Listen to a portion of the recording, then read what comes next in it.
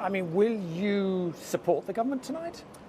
I haven't decided, and we're still discussing amongst ourselves how we respond to this. I mean, it's a gratuitously divisive motion the government has tabled.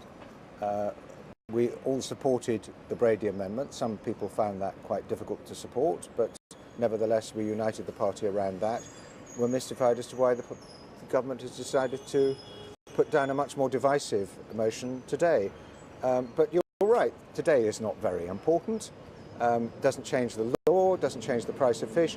And if there are people undermining the Prime Minister's negotiating position, it is the ministers in the government who keep saying they're going to resign if there's no deal. That really is undermining the government's negotiating position. But how do you respond to the warning from Number 10 that if you defeat Mrs May tonight, that will be read in Europe as a sign that Mrs May can't command a majority and therefore she cannot or won't get any further concessions? We're not running the government.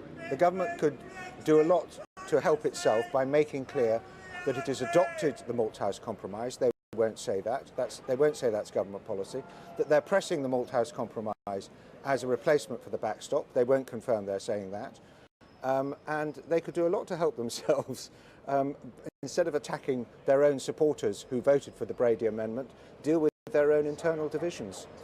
Why don't you just accept, even though you might not like it, today's motion for the sake of party unity and party peace? Because surely all that will be achieved tonight is once again that fragile truce will be ended.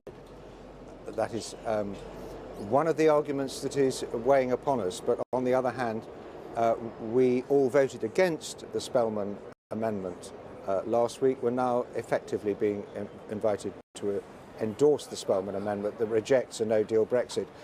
I mean, the government's own motion undermines their negotiating position. Why are they endorsing the abandoning of the alternative to leaving with a deal? Well, let me suggest to you the reason is because Parliament did vote for the take no deal off the table motion last month, and were they to ignore it, the risk is that Tory Remainers would be incensed. Well, to some extent we're sympathetic that the government's having to juggle all these different interests, but they could have put down a much simpler take-note motion that... well, they say this motion is anodyne.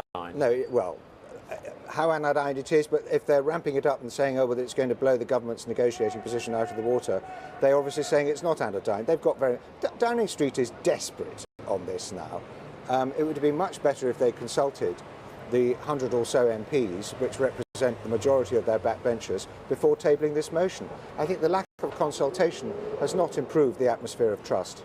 OK, Bernard Jenkin, thanks very much.